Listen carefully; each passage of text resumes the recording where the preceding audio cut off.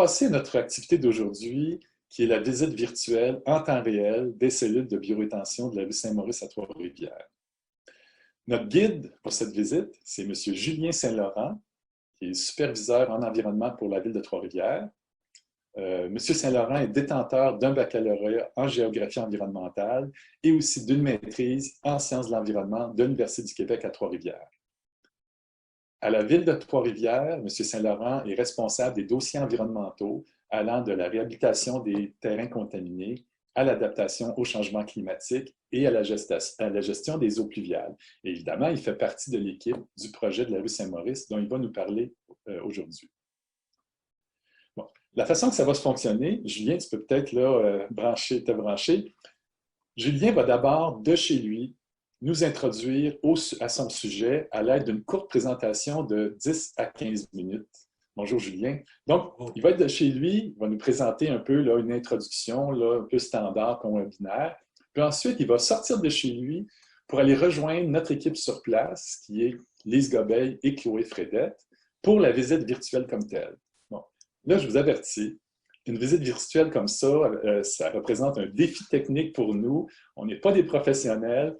On pense que ça va bien aller, mais on demande d'avance quand même votre patience et votre indulgence parce que c'est nouveau pour nous. Aussi, avant de lui céder la parole, je vais vous informer qu'à la fin de la visite, il va pouvoir y avoir une session d'échange où vous pourrez lui poser des questions. On espère, en tout cas, si ça va bien de façon technique. Mais alternativement, vous pouvez aussi écrire vos questions pendant la conférence en choisissant l'option « Converser » ou « Chat » qui normalement devrait se retrouver en bas de votre fenêtre principale. Alors, ces questions, on va essayer de lui transmettre à la fin de la visite virtuelle. Bonne visite. Merci beaucoup, Julien, d'avoir accepté d'être notre guide aujourd'hui. La parole est à toi. Donc, merci Jacques. Merci tout le monde d'être présent. Donc, je ne vous cacherai pas qu'on a eu 3 dernières semaines un peu mouvementées à la ville de Trois-Rivières, si vous avez pu constater dans les médias. Donc, ça va me faire du bien de parler d'un projet d'eau pluviale et de phytotechnologie au lieu de parler d'eau usée. Donc, ça va aider à changer mon quotidien. Donc, je passe tout de suite à la présentation, comme le dit Jacques, pour qu'on soit le plus rapidement possible sur le terrain. En fait, je présente aujourd'hui le grand projet de la rue Saint-Maurice qui a été réalisé. En fait, les travaux de construction ont eu lieu de l'été 2017 à moitié de l'été 2018. Puis, je vais vous présenter une courte présentation PowerPoint, puis après ça, on va passer à la visite virtuelle sur le terrain. Comme le dit Jacques, on espère que tout va bien aller. Sinon, post-COVID, on est toujours prêt à vous accueillir à Trois-Rivières pour visiter ce magnifique projet. Donc, rapidement, pour ma présentation, on va faire juste un survol du contexte qui a mené à ce projet-là. Vous parler un peu des études en lien avec le projet pour en arriver à la construction, puis terminer avec les retombées et le rayonnement qu'a ce projet-là. Au niveau de la visite, je vais vous parler plus précisément de la construction, des défis, des résultats, du suivi scientifique qui est fait sur ce projet-là. Donc, on y va tout de suite. Survol du contexte. Pourquoi on en est venu à Trois-Rivières à faire un projet de cette ampleur-là, 1,3 km de rue avec des îlots de biorétention et de la gestion des eaux pluviales par infiltration sur l'ensemble du tronçon de la rue. C'est tout simplement un concours de circonstances. En fait, on a un plan d'adaptation au changement climatique à Trois-Rivières qui date de 2013. On a un objectif de s'adapter au changement climatique. À travers cet objectif-là, on voulait faire des projets en lien avec la gestion optimale des eaux pluviales. On faisait aussi des pieds et des mains pour voir s'il allait y avoir du financement disponible pour des projets pilotes pour implanter ce type d'infrastructure au Québec. Puis, le financement est arrivé pour du suivi scientifique en lien avec ce type de projet-là. On nous a dit, est-ce que tu as un projet, Julien, à présenter? On a regardé dans nos cartons, on avait une rue qui était prévue pour être refaite parce que ces infrastructures étaient complètement vétustes, là, autant l'aqueduc, l'égout et le pavage. On a ensuite vérifié sur cette rue-là, est-ce qu'on avait l'espace pour faire un projet différent? Puis vous voyez présentement une photo de la rue avant projet. L'espace n'était vraiment pas un problème. En fait, on avait une largeur de rue à cet endroit-là de 18 mètres d'emprise totale, là, donc d'un côté du trottoir à l'autre. Là-dessus, c'était pratiquement 15,5 mètres de pavage, là. Donc, on est allé vérifier rapidement, juste par une toute petite étude, vérifier la profondeur de la nappe sur le tronçon de la rue pour voir si on allait être capable de faire de l'infiltration. Puis, on s'est retrouvé avec des données qui nous disaient qu'on avait une profondeur moyenne de la nappe phréatique à cet endroit-là d'environ 2 mètres. Donc, on avait de l'espace pour infiltrer l'eau, ce qui a fait en sorte qu'on a poursuivi les démarches. C'est sûr que si on n'avait pas eu de potentiel d'infiltration à cet endroit-là, probablement qu'on n'aurait pas vu le projet tel qu'il est aujourd'hui naître comme il a été. On a poursuivi par une très grande étude de faisabilité. Vous comprendrez que ben là, maintenant, en 2020, on ne parle plus de projet pilote, là. L'objectif, quand on a débuté, en fait, ce projet-là, c'est qu'on parlait à l'interne d'un projet pilote vu que c'est la première fois qu'on faisait des îlots de biorétention à Trois-Rivières. Vous me direz qu'on a visé un peu grand comme projet pilote, 1,3 km de rue. Effectivement, on aurait peut-être pu se contenter d'une couple de centaines de mètres pour tester nos affaires, mais on a décidé de faire la rue dans son ensemble. Donc, on a fait une étude d'avant-projet, une étude de faisabilité en bonne et due forme, où on a tout regardé, là, autant le niveau géotechnique, la modélisation du réseau d'eau pluviale. On a pris des données de débitmètre dans notre réseau. On a installé pluviomètre pour avoir la pluviométrie. On a calibré ça sur PC Swim. Puis, à travers cette étude de faisabilité-là, on a rencontré plusieurs fois pas toutes, là, mais plusieurs directions de la ville de Trois-Rivières. Au niveau de la voirie, de l'urbanisme, l'environnement, le génie.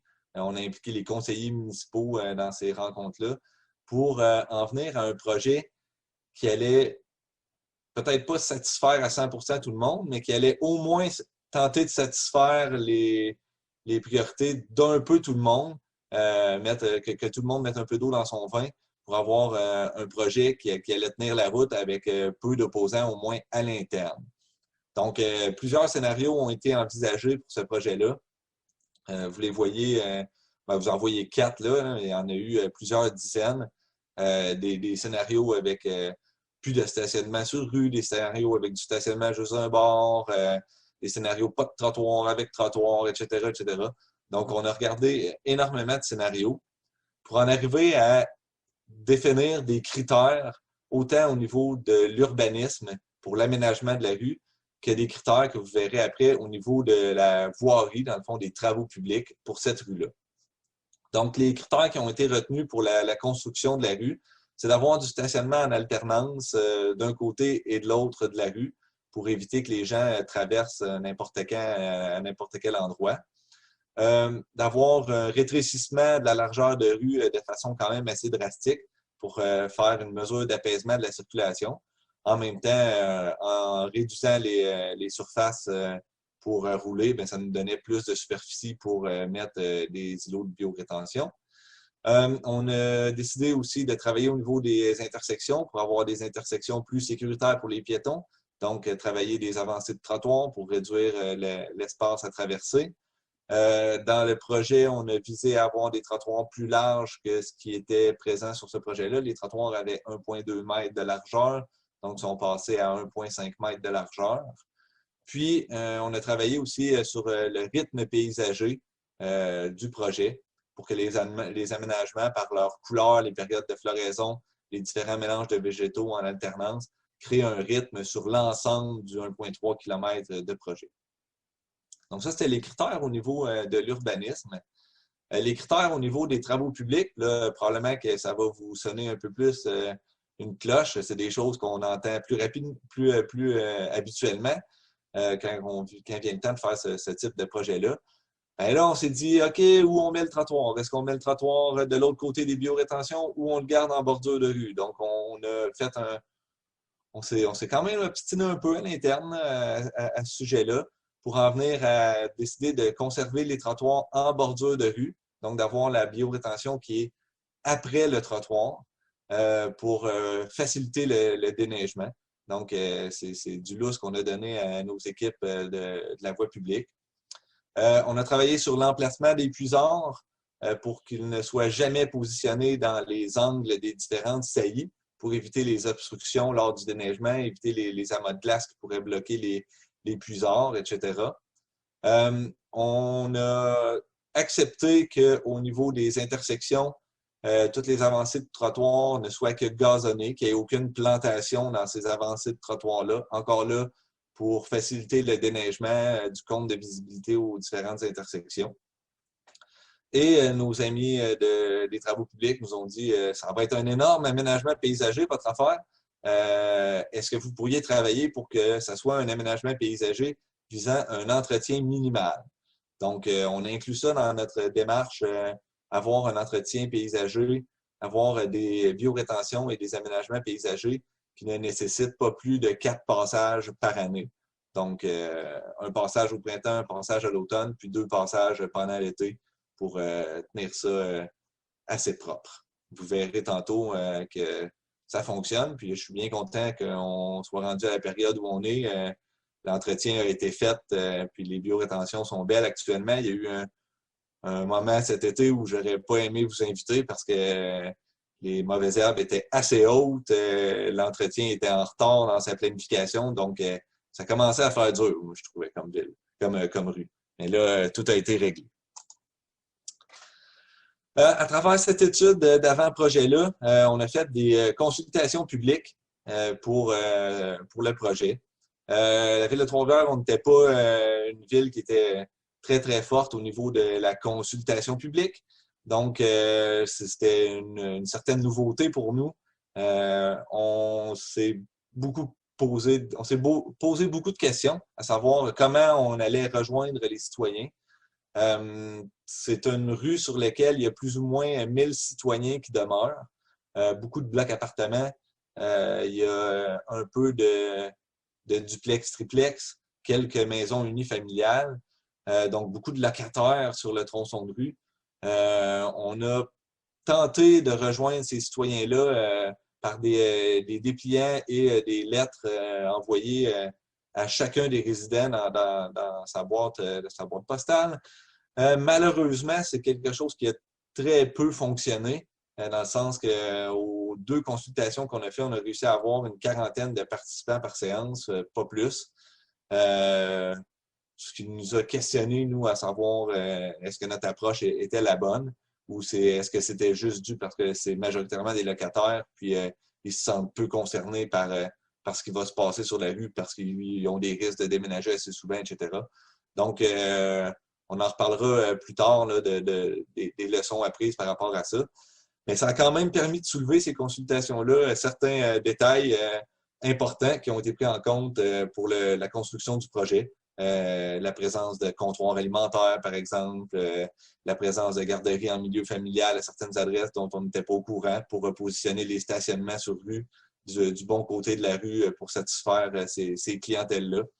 Donc, on a répondu aussi à leurs interrogations et leurs craintes par rapport au déneigement, l'allongement de leur entrée charretière, etc. Donc, tout ça, ça a été éclairci à l'aide des consultations publiques.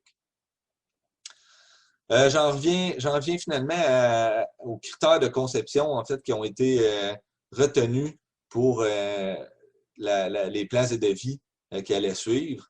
Donc, dans l'étude de faisabilité, on en est venu à la conclusion qu'on allait utiliser une pluie de récurrence 5 ans majorée de 20 %.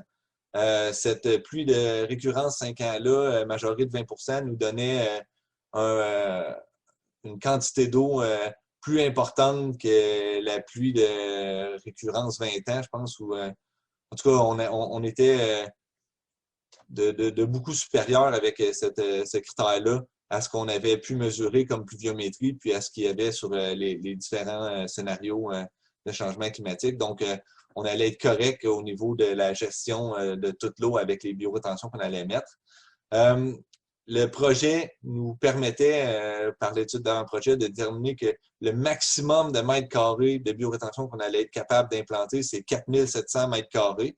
Ça, c'était à l'étude d'avant-projet. C'est sûr qu'après, au niveau des plans et devis, là, en allant plus dans le détail, ben, on se rend compte qu'il y a beaucoup d'endroits où finalement c'était plus ou moins faisable pour des questions de pente d'écoulement d'eau, pour des questions d'infrastructures souterraines en place, etc. Donc, on s'est ramassé avec 3000 quelques mètres carrés de biorétention lors de la construction. Ça nous a aussi permis de se rendre compte qu'il y a une portion du projet sur laquelle on ne serait pas capable de mettre de biorétention parce que la rue était moins large dans son tronçon sud, en fait, en direction du fleuve. Là. Le dernier tronçon était beaucoup moins large. On n'avait plus l'espace nécessaire pour mettre des biorétentions de chaque côté. Puis on voulait profiter des travaux pour réaligner le centre de la rue à cet endroit-là, là, ce qui nous laissait moins de flexibilité. Donc, on a installé 4 chambres d'infiltration à cet endroit-là pour quand même gérer les eaux pluviales par infiltration via d'autres types d'infrastructures. On a aussi déterminé à l'aide de l'avant-projet qu'on allait tester les liens hydriques entre différents îlots de biorétention. Donc, des liens hydriques parfois entre deux biorétentions sous un trottoir piéton qui mène à une entrée de bloc appartement, par exemple, mais à d'autres moments sous des entrées charretières de résidence ou de bloc appartement. Donc, c'est des tests qui sont en cours avec les liens hydriques. Je vous ai mis juste sur une diapo là, pour vous montrer un peu comment fonctionne ce que je voulais en fait que vous voyez, c'est surtout dans le coin inférieur gauche, là, que vous compreniez que notre fonctionnement d'îlot de biorétention, vu que le trottoir est en bordure de rue, fonctionne par des puiseurs avaloirs de trottoir, que je vais vous montrer tantôt sur le terrain, qui, eux, montent en charge lors des pluies, puis traversent l'eau dans les biorétentions via le principe des vases communicants. Donc, la façon que c'est fait, l'eau, elle s'en va dans la biorétention monte en charge, puis une fois qu'elle est complètement montée en charge, là, il y a un trop-plein qui est installé dans le puiseur avaloir de trottoir qui permet, dans le fond, de gérer le surplus d'eau qu'on ne serait pas capable de gérer via la biorétention. Les biorétentions sont conçues pour avoir une épaisseur d'eau de 225 mm. C'est ce qui a été convenu qui permettrait, dans le fond, de faire la gestion la plus optimale possible des eaux pluviales tout en étant sécuritaire et ne pas créer de crainte auprès des citoyens et d'avoir des flaques d'eau trop profondes en avant de chez eux. Mais je vous dirai tantôt à quel point ça se comporte actuellement. Donc, couleur, tantôt j'en ai parlé au niveau des principes de nagement, couleur de floraison, rythme paysager, la temporalité, dans le fond, des périodes de floraison. Ça fait en sorte qu'on a planté dans ce projet-là 136 arbres, 1105 arbustes et près de 18 000 vivaces et graminoïdes. Bon, si on refait le décompte, aujourd'hui, il en reste un peu moins. Là. Surtout au niveau des vivaces et graminoïdes, on a eu quand même quelques pertes là, d'un hiver à l'autre. Ça fait maintenant 2 hivers que l'infrastructure est en place. Malgré ça, les pertes qu'on a ne sont pas majeures. On a eu moins de 1% de pertes là, sur la totalité du projet. Là. Donc, c'est très positif de ce côté-là. On termine la présentation PowerPoint avant que je me déplace sur le terrain par juste le petit côté où on aime s'auto-flatter, je dirais. Donc, ce projet-là, vu que c'était un projet d'envergure, mais on en a profité, on l'a présenté un peu partout, ce qui nous a permis de remporter certains prix là, au Mérite Ovation municipale de l'UMQ au niveau de l'aménagement et développement durable. Mon collègue Alexis Petridis, ingénieur de projet, a gagné le prix Génie Méritas de l'Association des ingénieurs municipaux du Québec avec ce projet-là. On s'est rendu parmi les finalistes au Trophée Novatec à Lyon en juillet 2019. On aurait aimé ça gagner, mais ça a l'air qu'il y a des places sur la planète qui sont un peu plus avancées que nous au niveau de la gestion des eaux pluviales. Donc, ça nous a été un beau voyage qui nous a permis d'apprendre plein de choses au niveau de la gestion des eaux pluviales. Puis ce projet-là a rayonné quand même au niveau des médias, là, dans plusieurs médias. Et on a écrit des articles que vous pouvez retrouver dans la revue Contact Plus, puis la revue québécoise d'urbanisme qui explique plus en détail le projet. Donc, je vous laisse avec une ou deux photos du projet. Là. Vous voyez un îlot de biorétention là, lors de l'année 1, en fait, là, après la plantation. C'était le mélange avec de l'iris versicolore et là, c'est le mélange avec de l'asclépiade sur une deuxième photo. Puis vous allez voir aujourd'hui, quand je vais être sur le terrain, à quel point cette végétation-là a poussé. Donc, dernière photo qui est une vue aérienne de l'ensemble, ben, pas l'ensemble, mais une bonne partie du tronçon de la rue. Donc, je vous laisse là-dessus. Moi, je vais me déplacer, donc quitter mon bureau dans mon sous-sol et m'en aller directement sur la rue. On se revoit dans 5 minutes. Merci beaucoup, Julien. À tantôt. Tu peux fermer ton ordinateur. Ouais. Bon. Alors, je remercie Julien pour cette présentation-là. Et maintenant, pendant que Julien se rend sur le site, on va aller rejoindre notre équipe sur le terrain qui va l'attendre. Notre équipe, c'est Chloé Fredette qui va tenir la caméra et qui va donc jouer notre experte technique aujourd'hui. Chloé a un doctorat en phytotechnologie, mais je ne pense pas qu'elle a de doctorat en caméra ou en technique là-dessus, mais je pense qu'elle va bien se débrouiller. Bon, bonjour Chloé. Et on va voir aussi, donc avec elle, Lise Gobeil. Lise Gobeil, qui est une autre membre du CA de l'SQP, comme Chloé. Et Lise a déjà été animatrice à la radio à CIPL, chroniqueuse au devoir en horticulture, donc quelqu'un de bien connu dans le domaine et d'expérience aussi dans les médias. Alors, je vous passe à vous de prendre la caméra et le micro en attendant que Julien aille vous rejoindre. Bonjour Lise. Bienvenue sur le boulevard Saint-Loiret où a été réalisé 54 cellules de biorétention. Ça a été en fait en 2017 le plus gros projet de la ville de Trois-Rivières. Il y a un autre endroit seulement au Québec où il y a un projet semblable, c'est l'avenue Papineau à Montréal. On a déjà, la SQP réalisé une visite à l'avenue Papineau à Montréal. Il y a des gens dans la région qui veulent aller en voir, pourraient aller voir l'avenue Papineau. Aujourd'hui, on est vraiment content de vous accueillir ici. Vous êtes nombreux, les participants, 140 personnes. Alors, c'est vraiment un succès. Vous allez être impressionnés par ce que vous allez voir. Les cellules sont vraiment bien aménagées, les végétaux sont bien établis. Il y a une belle diversité de végétaux qui ont été utilisés. Dans quelques années, les arbres vont être très grands, matures, pour pouvoir réduire les îlots de chaleur. C'est une technologie. Les arbres sont utilisés pour justement amener de la fraîcheur dans les milieux. C'est ce qu'on appelle une phytotechnologie. Les végétaux dans les biorétentions, eux, vont filtrer les eaux pluviales qui vont amener certains polluants. Alors, ça aussi, c'est une phytotechnologie qui est vraiment bien testée ici. Julien va vous en parler amplement tantôt, en vous présentant les différents types de végétaux qui ont été utilisés. Le sol aussi est important. Ils ont testé différents types de sols. Il va élaborer plus sur les sols qui ont été utilisés, leurs composantes. Mais c'est vraiment un très beau grand projet pilote qui va pouvoir aider d'autres municipalités à implanter des projets semblables au Québec. C'est vraiment une solution d'avenir probablement pour de nombreuses municipalités parce que ça permet d'embellir l'espace, réduire les îlots de chaleur, filtrer les polluants aussi de l'eau de pluie qui coule évidemment sur l'asphalte. Alors, on s'attend franchement qu'avec les années, on en voit de plus en plus.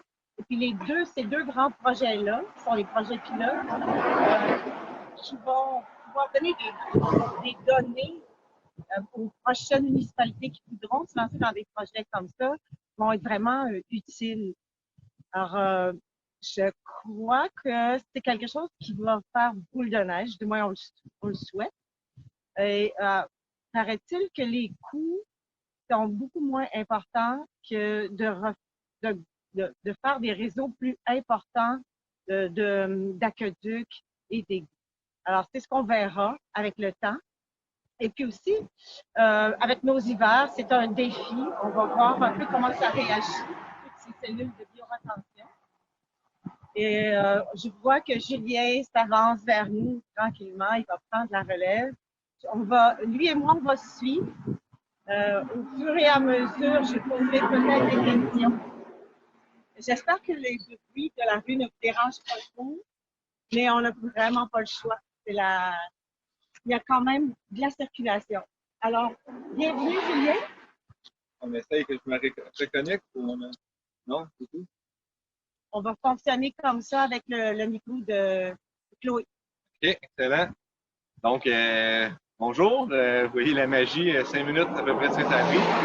Donc, on est maintenant rendu sur la rue Saint-Maurice, directement où on a réalisé le projet. On ne marchera pas la rue au grand complet.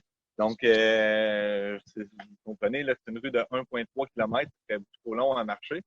Mais je tenais à vous montrer, en fait, les deux, on va vous montrer deux îlots de biorétention là, avec les deux mélanges principaux. Donc, on est présentement devant un des îlots qui est suivi au niveau scientifique. C'est un îlot, en fait, où c'est de l'iris versicolore qui est planté dans le fond de la biorétention. Donc, ce projet de construction-là, je vais vous ouvrir tantôt un plus tard avaloir de trottoir. Il y a près de 30 quelques avaloirs de trottoir sur toute la longueur du projet.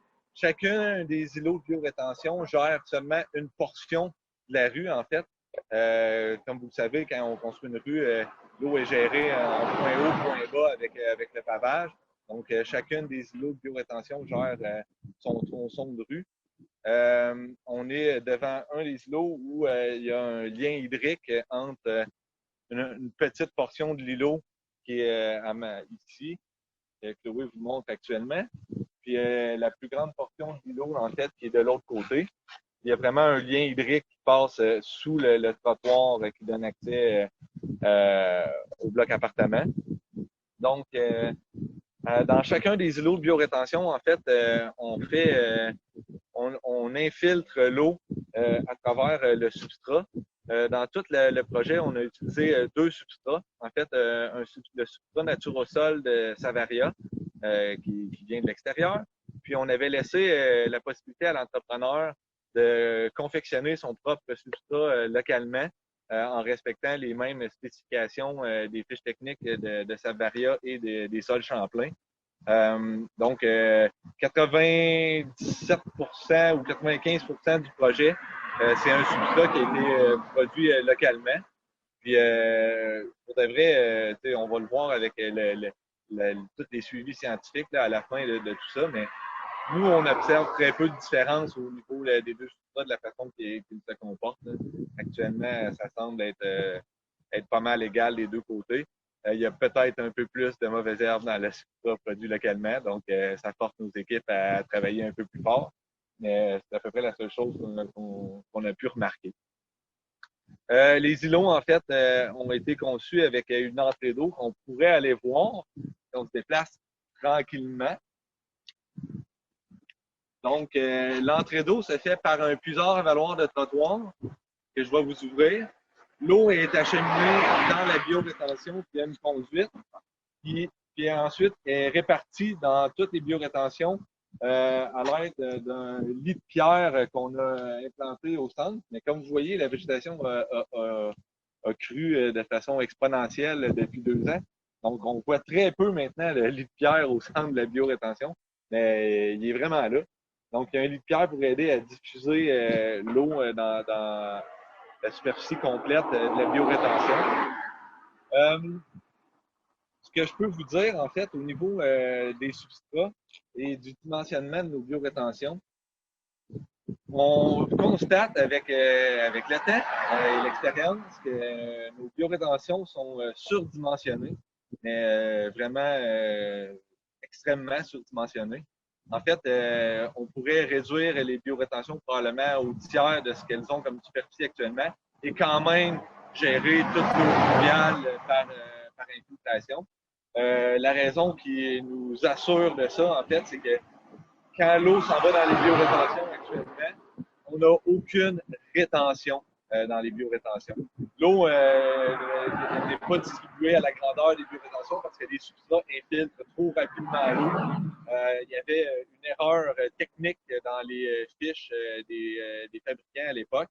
C'était indiqué avec les paramètres qu'il y avait sur leur substrat que ça allait infiltrer entre 8 et 16 mm à l'heure. Puis l'année suivante, après la réalisation du projet, la même fiche technique, c'était écrit 8 à 16 cm à l'heure. Donc, vous comprendrez qu'on n'a aucune rétention. À 16 cm à l'heure, le déluge peut prendre la Trois-Rivières, puis l'eau, elle s'infiltre très, très, très rapidement. Donc, à la sortie des puiseurs valoirs de trottoir, on voit habituellement là, une espèce de plaque d'eau sur à peu près peut-être 2 à 4 mètres carrés, pas beaucoup plus. Donc, on remercie le ciel que tous les végétaux qu'on a mis, c'est des végétaux qui, oui, sont capables de vivre des deux pieds dans l'eau, mais sont assez tolérants à la sécheresse aussi, parce que dans le fond, ils sont alimentés par la pluie tout simplement. Ils n'ont pas de période où ils sont complètement immergés. Ce qui fait que avec le temps, probablement qu'il va y avoir un peu plus de dispersion d'eau avec le tassement du substrat avec les années. Mais en même temps, là, avec l'Université de Montréal, avec le suivi scientifique qui est fait actuellement, on constate que toutes les racines des différents végétaux sont suivies avec ce qu'on appelle des root cameras, des caméras pour le suivi racinaire. Puis ces caméras-là nous montrent que les racines s'étendent vraiment bien, donc vont aider à garder le substrat quand même assez lâche en même temps. Donc, on va continuer de suivre ça à travers les années, mais ça me surprendrait qu'on ait vraiment un effet de rétention. Donc ça a un effet négatif au projet, en fait, vu que l'eau s'infiltre très rapidement. Ben, le côté phytotechnologie et filtration des polluants à l'aide des végétaux, on va voir avec les résultats scientifiques s'ils fonctionnent, mais moi, je pense que c'est un côté qu'on va avoir raté parce que dans le fond, l'eau, elle n'a pas un temps de séjour assez long dans les biorétentions pour être filtrée. Mais peut-être que le substrat, quand même, fait un certain effet de filtration. Là. Ça, c'est la Polytechnique Montréal qui travaille sur ce volet-là. Dans les îlots qu'on a ici, on va se déplacer encore un peu. Donc, on a installé dans ces îlots-là des puits d'observation. Autant pour monitorer le niveau de la nappe phréatique que pour faire de l'échantillonnage de l'eau souterraine, puis voir la qualité de l'eau souterraine. Donc, on a deux puits qui sont là. On a un qui est en amont de cet îlot de biorétention-là. On a un qui est en aval aussi. Donc, ça permet de comparer le gradient hydraulique de la nappe, mais aussi de comparer l'eau en amont et en aval de la biorétention. Donc, on est rendu vis-à-vis le fameux puiseur à valoir de trottoir qui est ici. Je vais vous ouvrir. Donc, on va l'ouvrir tout de suite, live.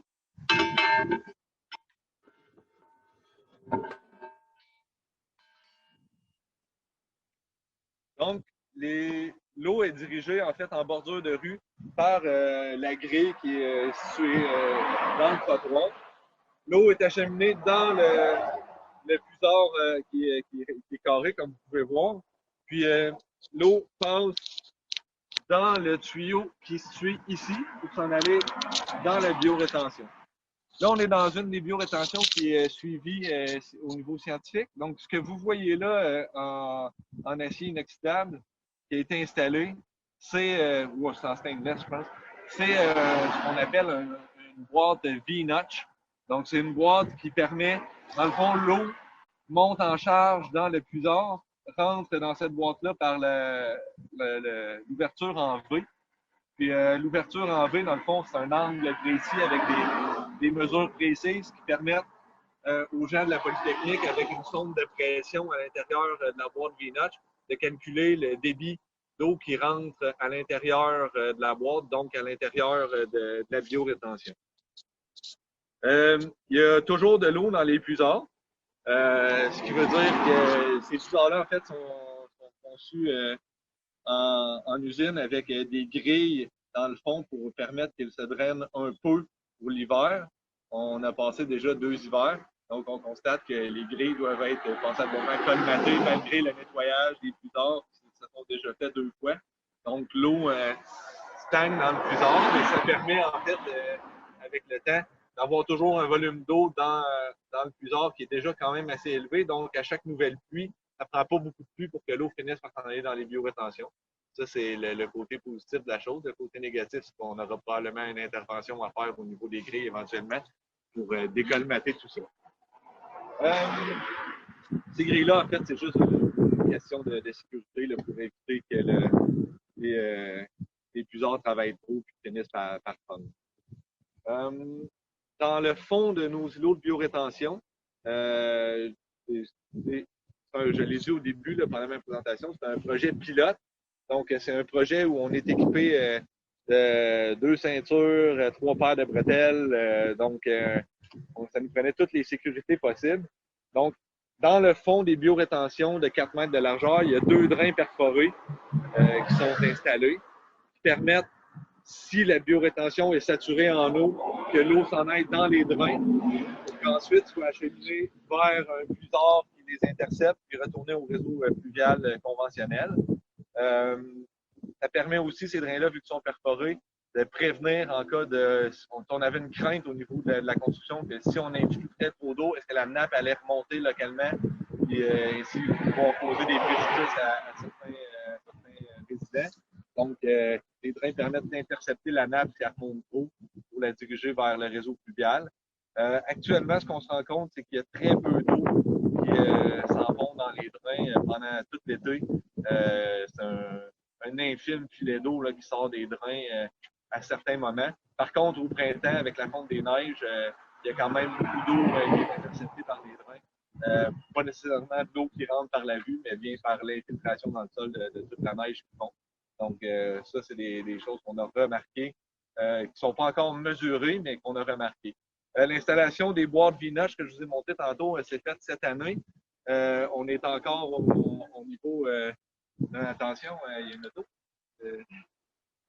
Donc, on a encore un petit défi à surmonter au niveau de la mesure des débits d'eau qui sortent des drains, vu que les débits sont vraiment, vraiment faibles. Jusqu'à maintenant, on n'a pas encore trouvé la technique qui allait faire l'affaire pour réussir à collecter cette donnée-là. Donc, on travaille pas avec Polytechnique Montréal pour trouver un nouveau type d'appareillage à mettre en place. J'ai justement reçu un nouveau croquis hier là, que j'ai pas eu le temps d'analyser, donc on va discuter prochainement. Qui vont être installés, j'imagine, la fin de l'automne. Donc, ça dresse un peu le portrait du fonctionnement des biorétentions. Je vais juste prendre mes notes pour voir si j'ai d'autres choses de super importantes à vous dire. En fait, j'ai plein d'autres choses que je pourrais vous dire. Au niveau, tantôt, je parlais des consultations publiques. Au niveau des consultations publiques, ce que ça nous a fait se rendre compte, c'est qu'on a changé de modèle complètement pour consulter les citoyens suite à ça. On a un autre projet de rue qui s'en vient, qui est connecté dans le fond de façon perpendiculaire dans la rue Saint-Maurice, qui est le boulevard Sainte-Madeleine.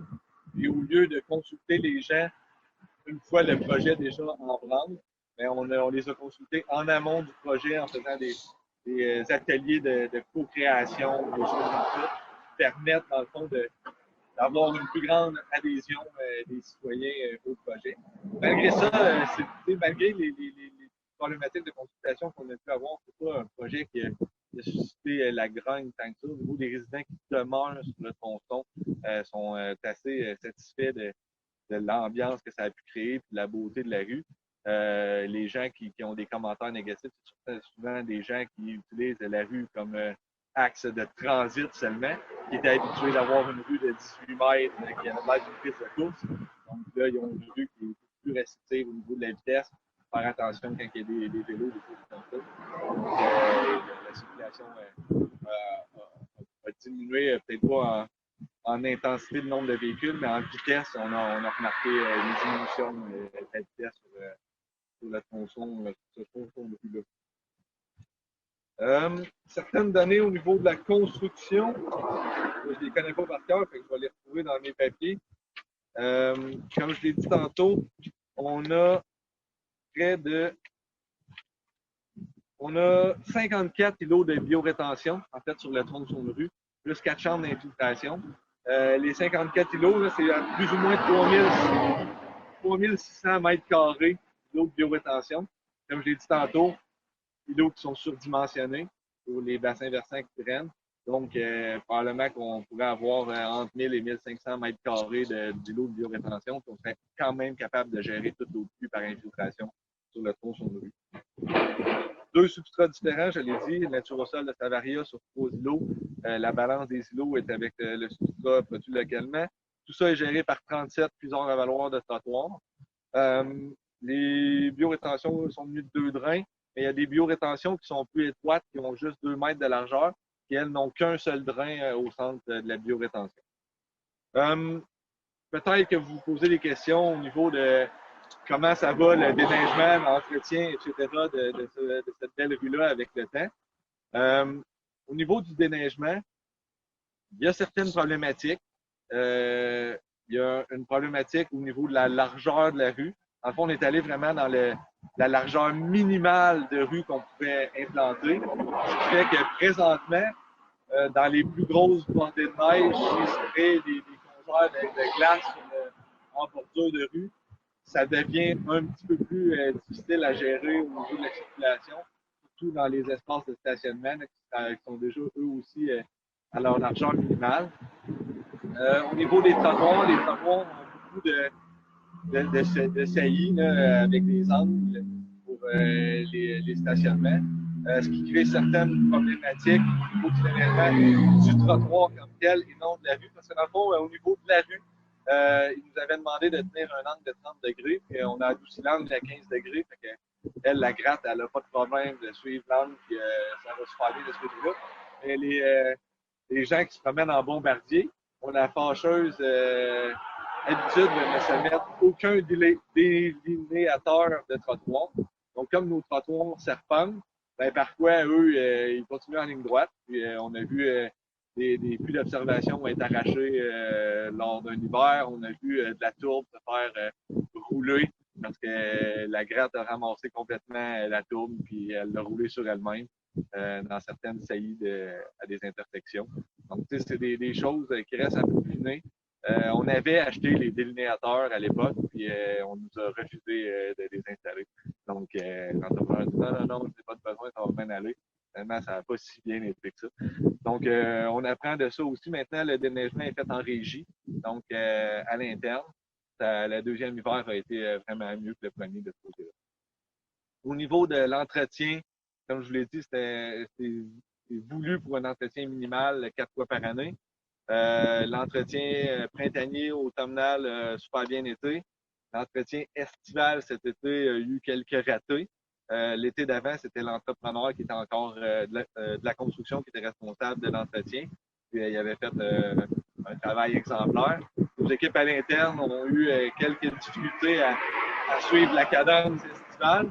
On s'est retrouvés fin juillet, début août, avec des mauvaises herbes dans les biorétentions qui parfois dépassaient la hauteur des végétaux.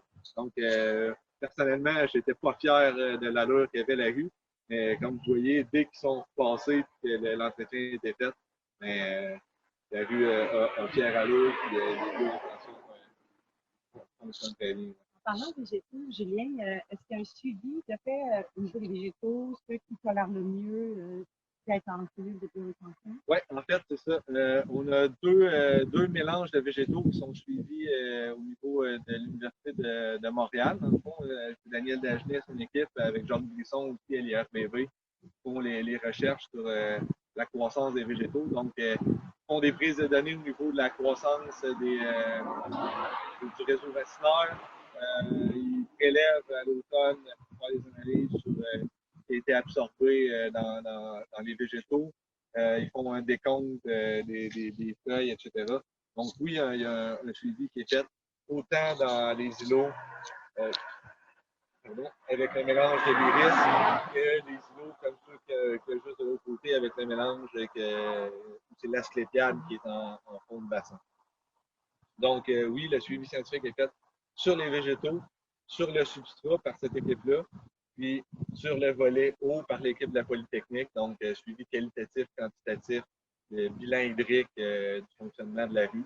Donc, c'est peut-être que vous allez avoir des questions architectoniques sur qu'est-ce que ça donne au niveau du bilan, au niveau de la qualité de l'eau. Je n'ai pas de réponse pour vous actuellement. Le suivi scientifique n'est pas encore terminé. Puis, je ne me prononcerai pas à la place de nos amis chercheurs. Ils vont faire l'analyse de leurs données en bonne et due forme, puis ils vont nous arriver avec des conclusions que nous, après ça, on pourra utiliser dans nos prochains projets. C'est une des raisons aussi pourquoi on a ralenti en fait la cadence sur les projets d'infrastructures vertes de gestion des eaux pluviales. Quand on a fait cette rue-là, il y a du monde qui sont partis avec des idées de grandeur à la ville en disant on va faire telle rue de la même façon, telle rue de la même façon, on va aller en mettre là. On a breaké tout le monde en disant OK, on va attendre de voir si ça marche, de un. De deux, on va se réajuster après ça sur qu'est-ce qui a bien fonctionné, qu'est-ce qui a moins bien fonctionné, est-ce qu'il y a des végétaux qu'on ne va pas utiliser, est-ce que le substrat produit localement ne fonctionne pas du tout. Donc, tout ça, on voulait attendre la fin du suivi scientifique avant de recommencer. J'avais eu un flash. Ah oui, en fait, je l'ai encore, mon flash. Pour faire suite au niveau du déneigement, là, ce que je pouvais dire, en fait, c'est comme nous, c'est une des conclusions qu'on a, à savoir, comme on se rend compte que nos îlots de biorétention sont surdimensionnés, dans un prochain projet, on pourrait réduire la largeur des îlots et ainsi redonner un peu plus de largeur à la chaussée. Présentement, nos endroits les plus étroits, c'est 7,5 mètres de largeur. Au niveau des blocs appartements, c'est moins de problème, mais au niveau des distances immobilières, à 7,5 mètres, ça donne des voies de circulation assez étroites qui mettent leur bac à vidange pour certaines problématiques. Puis on a quelques problématiques lors des grosses neiges. Donc, on a réfléchi à ça. Puis on avait entre 60 et 90 cm de plus dans chaque voie. On deviendrait beaucoup plus optimal au niveau de la circulation, au niveau de la collecte d'ordures, au niveau du déneigement, puis donner l'espace quand il y a un cycliste. On avait décidé que cette rue-là, dans notre plan cyclable, n'était pas une rue qui était priorisée parce qu'il y a quand même une côte qui est assez abrupte. Mais malgré ça, on s'est fait reprocher qu'il y a plus de place pour les cyclistes sur la rue. Donc, c'est aussi, c'est sûr qu'on ne réajustera pas le tir. La rue, elle vient d'être faite, elle va rester de même pour les 50 prochaines années. Dans le futur, en designant un peu plus petites les biorétentions, on aurait plus de place pour des voies cyclables, des choses comme ça. Je voulais te demander, quel est le plus grand défi dans tout ce projet-là? Il y a eu plusieurs défis d'importance. Le premier défi, c'est travailler sur un projet de ce type-là. Là, pour compter, là, au niveau des plans et devis, on était en 2016. Il y avait très peu de firmes de génie conseil au Québec qui avaient une grande expérience. Oui, il y avait certains projets qui avaient été faits par là, des petits projets, mais je vous avouerai qu'on n'avait pas tant d'expérience, nous. La firme de génie conseil qui a eu le contrat des plans et devis, elle ne semblait pas avoir tant d'expérience non plus. Donc, il y a eu beaucoup ça a été un défi là, de trouver des solutions techniques pour acheminer l'eau, puis répondre au niveau génie à une infrastructure qui allait tenir la route. Donc, ça, c'était un défi. Le plus grand défi, en fait, c'était au niveau de la construction.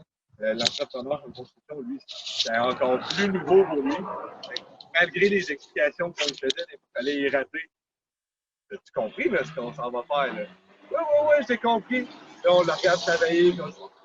Non, là, t'as pas compris. C'est pas ça qu'on veut. Donc, il y avait du réajustement au niveau de la construction. Et l'approvisionnement en végétaux a été un énorme défi. Vous avez vu les chiffres tantôt dans ma présentation. Là, au total, c'est près de 20 000 végétaux qu'on avait besoin pour la plantation sur toute la rue. Puis on a eu beaucoup de difficultés à se faire garantir par nos fournisseurs qui étaient en mesure de fournir les 20 000 végétaux. Puis on est très heureux que la plantation a été reportée en 2018 et non en 2017. Parce que comme on n'arrivait pas à obtenir une garantie du fournisseur, on se doutait bien qu'ils n'avaient pas stock toute la gang, qu'il allait avoir de la difficulté à les fournir pour l'automne. Donc, en reportant au printemps suivant, mais là, on a obtenu les garanties. Malgré ça, la livraison des végétaux était quand même assez ardue. Les commandes qui étaient passées, c'était pas tout le temps ce qui était passé en commande qui arrivait en chantier. Donc, les équipes de plantation ont eu un beau défi à s'ajuster à ce qu'ils recevaient versus ce qu'ils pensaient qu'ils allaient recevoir. Puis là, ils se rendaient compte qu'il fallait qu'ils avancent avec certains végétaux qui reculent pour aller tomber des places où il manquait d'autres végétaux. Donc, c'était pas optimal de ce côté-là, mais ça a quand même fonctionné. Il y a énormément de questions. Donc, Jacques, de ton côté, je ne sais pas si tu veux passer à la période de questions? Oui, mais je ne pense pas qu'on va pouvoir passer à travers toutes les questions au complet. Je vais juste en prendre quelques-unes. Puis pour les autres, je m'excuse si on ne pourra pas répondre à toutes vos questions, mais on va vous encourager d'abord à aller visiter le site web donc, à la ville de Trois-Rivières, il y a un site web, il y a beaucoup d'informations qui sont aussi donc disponibles. Et aussi, je vous inviterai peut-être ceux qui veulent avoir des réponses plus précises. Là, je vois qu'il y a des questions par rapport à des gens qui viennent de certaines municipalités puis qui veulent avoir des réponses techniques là, sur, par exemple, là, le numéro d'appel d'offres puis la firme de génie conseil. Bien, ça, je vous invite à envoyer des courriels directement à Julien là, qui vous répondra. Mais pour une première question, peut-être, là, Julien, je vois qu'il y a beaucoup de questions sur l'entretien qui est fait 4 fois par année, sur les coûts qui s'entraînent, puis sur quoi en détail, c'est quoi en détail l'entretien là, qui est fait? En fait, c'est pas sorcier, en fait, comme entretien. Là. L'entretien printanier qui est fait, c'est le rabattement des végétaux au printemps. Il y a un nettoyage qui est fait, en fait, lors de cet entretien-là pour enlever les débris qui ont pu se retrouver dans les îlots avec la neige, dans le fond, avec l'hiver. Sinon, c'est 2 désherbages dans l'été qui sont requis. Là. Un vers la mi-juin, fin juin, et un plus fin juillet, début août. Après ça, à l'automne, mais encore là, c'est juste enlever le plus gros des feuilles, puis enlever les débris avant l'hiver pour qu'il n'y en ait pas trop à faire au printemps suivant. C'est sûr que la première année, il y avait beaucoup plus de mauvaises herbes à enlever parce que les végétaux ne couvraient pas tout l'espace. Les végétaux couvrent pas mal la totalité de la superficie des aménagements. Donc, il y a moins de place pour les mauvaises herbes. C'est un peu plus facile de ce côté-là. C'est sûr qu'avec le temps, il va y avoir de la recharge en pays à faire, des choses comme ça. Mais là, on n'est pas rendu là avec 2 ans de vie du projet. Je pense que la recharge en pays va probablement se faire plus aux 5 à 10 ans, quelque chose comme ça. Alors, merci beaucoup. Une dernière question par rapport aux arbres. Il y a des questions à savoir les arbres qui sont plantés, à quelle distance ils sont plantés de la biorétention et est-ce que les racines des arbres pourraient nuire là, finalement là, à l'infrastructure qui est là ou à la biorétention? La réponse est, vous le voyez. Vous le voyez, les arbres sont plantés plus vis-à-vis les propriétés privées, plus proche des propriétés privées que de la bordure de rue. On n'avait pas de patron de distance de plantation pour les arbres. Comme on était dans l'existant, mais on a planté les arbres en fonction de ce qu'il y avait déjà aussi comme arbre sur le tronçon de la rue, en fonction de la ligne électrique. Donc, d'un côté de la rue, c'est des arbres à plus faible déploiement qui vont pouvoir croître sans trop nuire à la ligne électrique. De l'autre côté, on n'a pas de ligne électrique, donc on a des arbres à plus fort déploiement. Mais on a par contre toute l'alimentation électrique des poteaux de lumière. Donc, on a une tronçon de la rue aussi qui a du gaz. Donc, la plantation d'arbres s'est faite en fonction de tout ce qu'on avait comme infrastructure souterraine. Donc, c'est pas un patron comme tel, plus qu'on est allé ponctuel selon les possibilités. Merci beaucoup, Julien. Pour les autres questions, écoutez, on manque un petit peu de temps, mais comme je vous dis, je vous invite d'abord à aller voir les documentations qui sont sur Internet et ou à vous adresser à Julien par courriel. J'espère, Julien, que je ne vais pas, à ce moment-là, te faire inonder de courriels. Alors, on a des courriels déjà préformatés. OK. Bon, Julien, merci beaucoup pour cette présentation-là. Vous êtes vraiment, j'ai l'impression qu'on voit là, dans ce que tu nous as présenté, l'avenir des trottoirs au Québec. Vous avez été vraiment des pionniers, puis c'est le fun de voir en même temps les bons coups, puis en même temps de nous présenter de façon réel, les problèmes, puis les choses à changer. Et à partir de ça, bien là, je pense que vous autres, vous l'avez dit, vous allez vous inspirer de ça pour améliorer les choses. Et j'espère surtout qu'il y a plein d'autres municipalités au Québec qui vont s'inspirer aussi de vous autres pour faire des projets comme ça là, à travers là, le Québec. Merci beaucoup. Reste avec nous, Julien, avec tes écouteurs.